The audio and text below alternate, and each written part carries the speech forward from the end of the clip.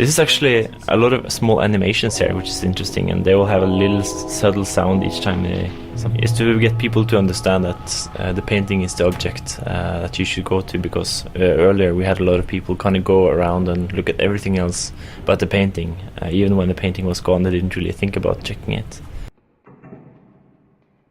The paintings are made as a part of the narrative storytelling, and they depict a woman standing on a bridge and ending up falling into the water.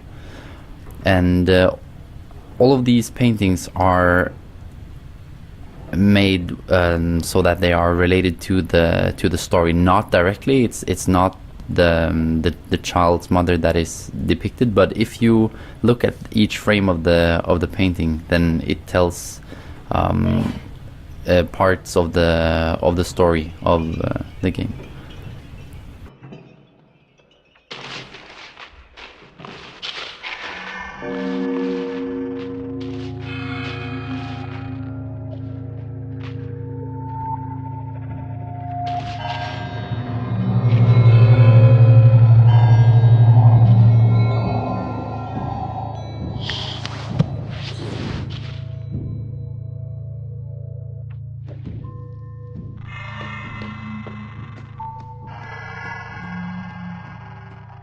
So here we are in what we call the left wing, which is sort of the first meeting with the proper forest. This is kind of where things turn a bit weird for this level. So you were just in a house in a hall, and you still have a lot of house items, but now you are in a much more foresty area.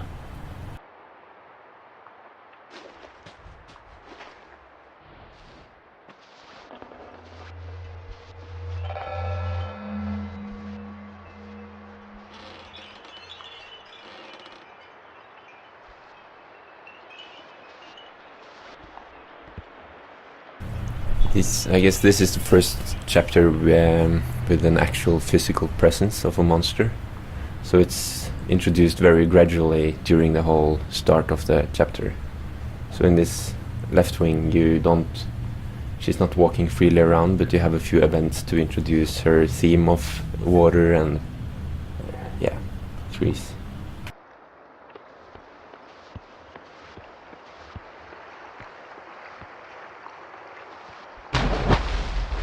And also in level 3 there were a lot of quests that we planned on doing, but just we didn't find a way to do them correctly. In the left wing you're going over a crate in the water, and there was supposed to be a little puzzle where you have to find something to push it into the water so you can cross the river, but it just didn't look right when we did it, so we had to scrap that. But I like the idea. So I'm disappointed that it's not there.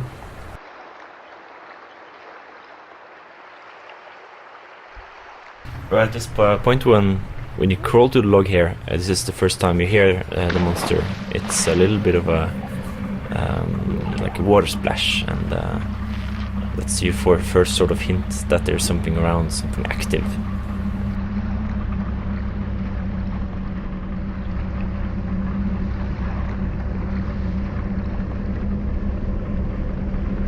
And once you go back here, there's actually not too many people who recognize this place, but you go back to sort of midways of the wing, and here we add some more sort of tension elements, like there's a bit more sound. There's a boat coming in slowly, which is just empty, and it will sink once it gets here.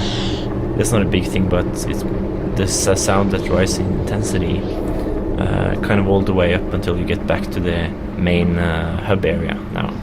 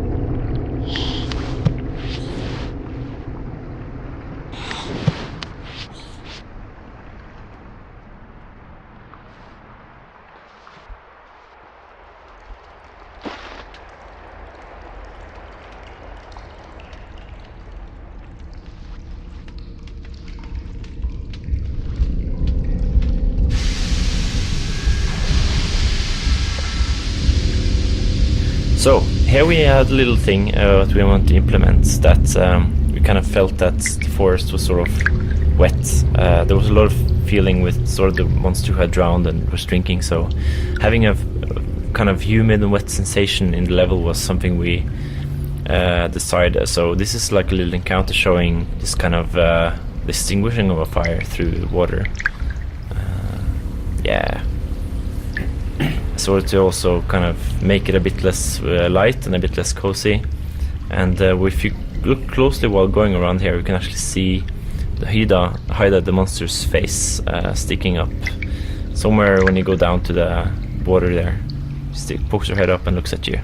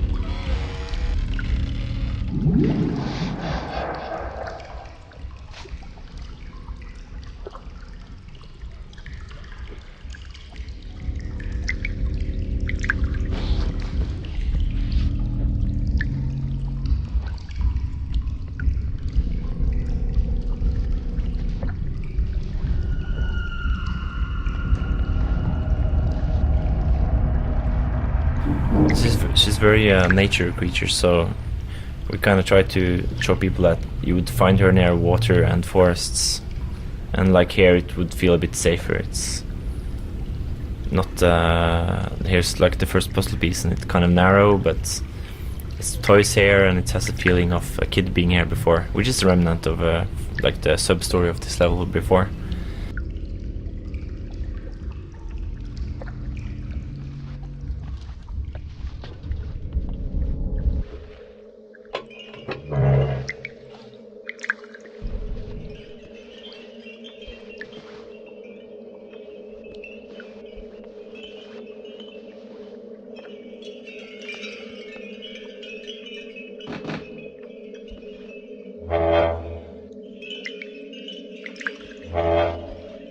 So here's this airplane toy, and if you pick it up and move around, you'll actually see the propeller of the plane rotate while moving, as if it was actually flying. I think I spent about a day implementing that, which in retrospect was not the best use of time, I think, but it's a fun feature. Yes. Maybe even I should put some sounds to that. When this propeller moves, I could put a moving sound and something like that. Yeah, definitely. We should do that. Yeah. I should also get a computer.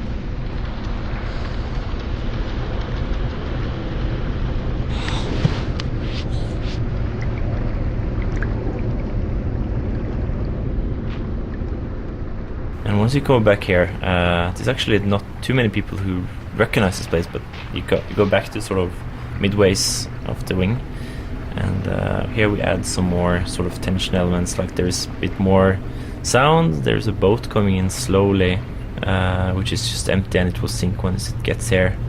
That's not a big thing, but there's a sound that rises in intensity kind of all the way up until you get back to the main hub area now.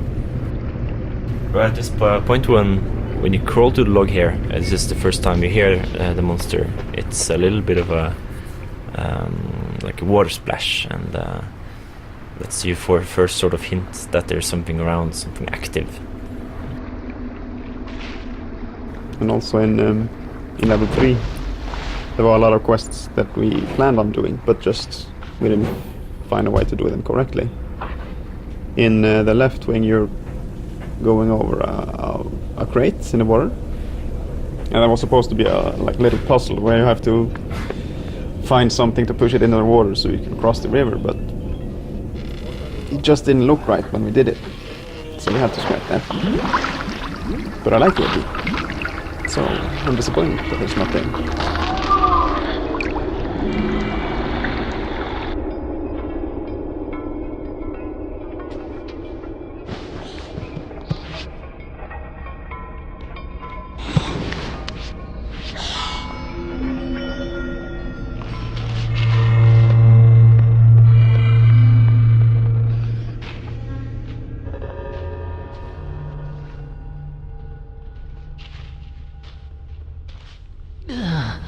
This place feels... Let's not dwell here for too long.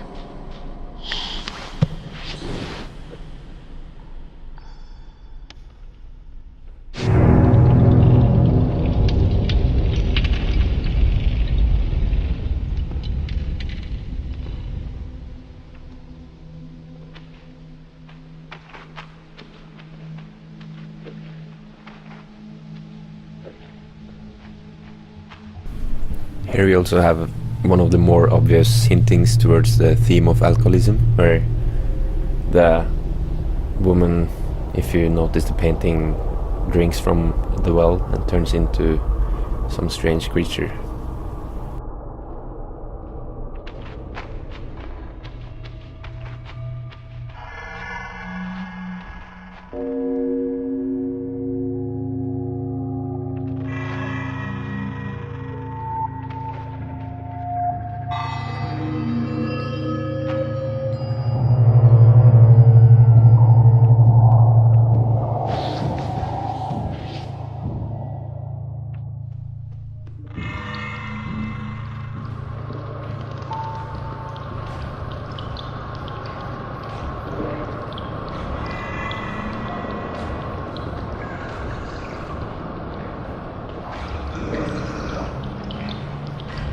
I really enjoy what we call the right wing. Here it starts out with... It's such a good transition between the house and the forest there. I think it starts out with the house and just the hallways. It's... the building is damaged. You hear the creaking wood and the water is dripping in. And then you have this... And you see the monster outside and you have to go outside and suddenly you're in the swamp area, and it's such a completely different setting, just being in the house and being in the forest near the water, but it has such a fantastic and smooth transition to it. I really liked that particular part.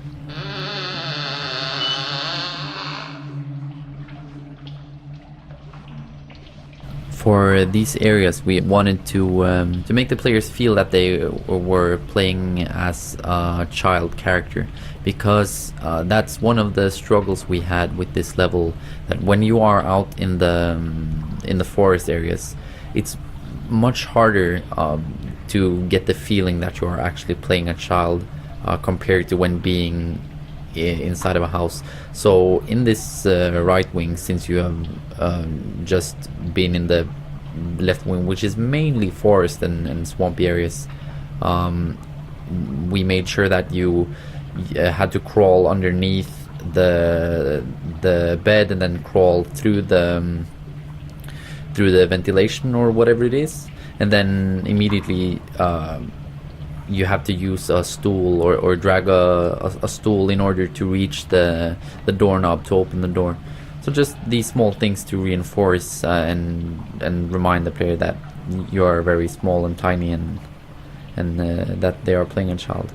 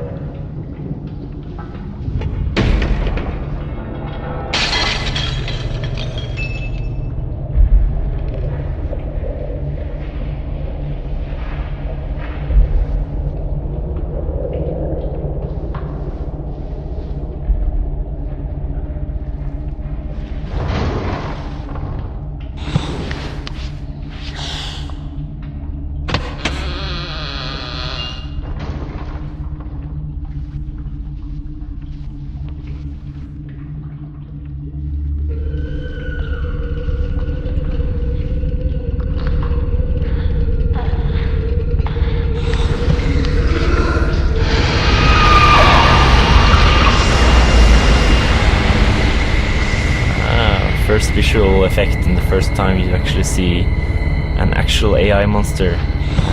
It's cool. You see her through the window and she walks away further in. The road leads there to the well, and when you see the well next time, you know that she's out there somewhere.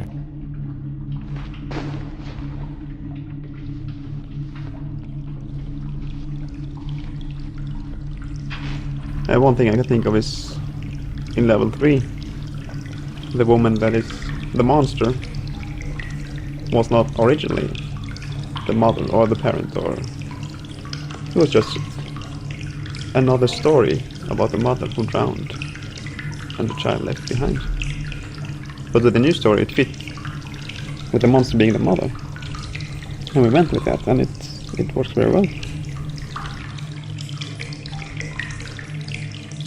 Right here is actually a little bit of cool sound design, is that once you're above the bed, there is the sound of dripping water on planks, but when you go beneath, you hear the sounds of water dripping on planks from the other side, so you just hear like the dull thuds of it instead of kind of the watery splashes.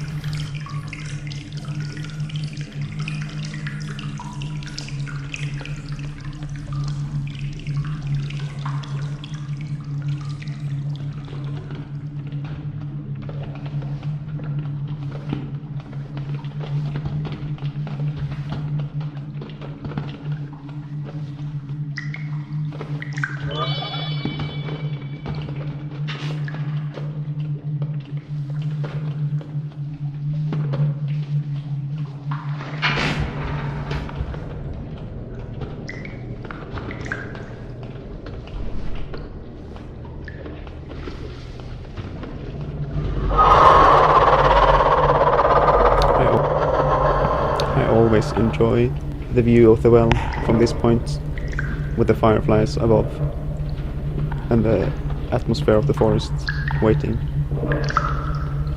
and you know there's a monster waiting for you as well. I love the feeling of that place. So you modeled that, I guess, and you created the well and you made the fireflies, I guess. Yes, I spent way too long creating the well, and I think it's worth it. Is this where you come out from the tunnel, or is this window? From the tunnel, especially the view from the tunnel.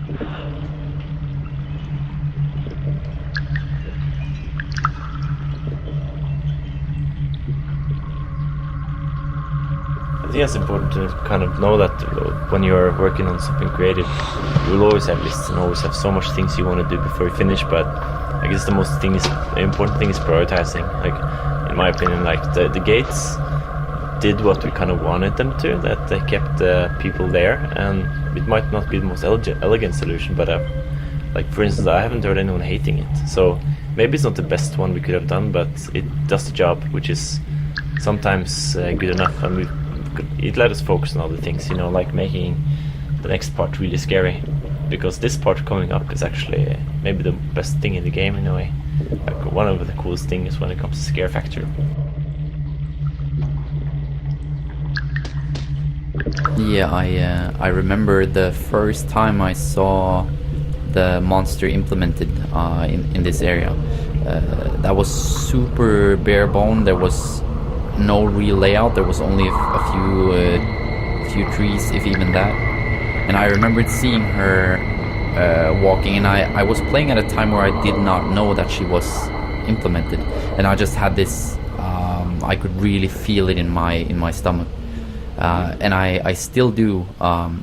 In several situations, I also get really tense. So I think that's a pretty clear indicator that we managed to achieve what we wanted in here, because there are very few other things in the game that affect me in the way that a horror game should, just because we've played it thousands of times during the production.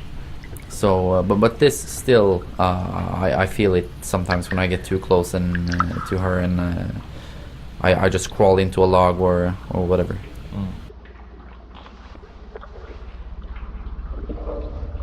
So we have this system which allows us to use a trigger as a spawn point for the monster, and then put up a path where the monster will go. And so basically we drew a map.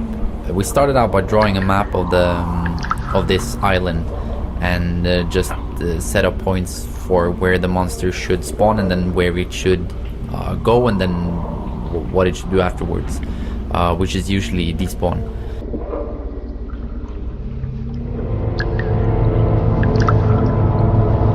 We wanted to make sure that the player had at least a couple of encounters here where they would have to bump into the monster in the swamp, and we wanted the player to have multiple choices for routes to take,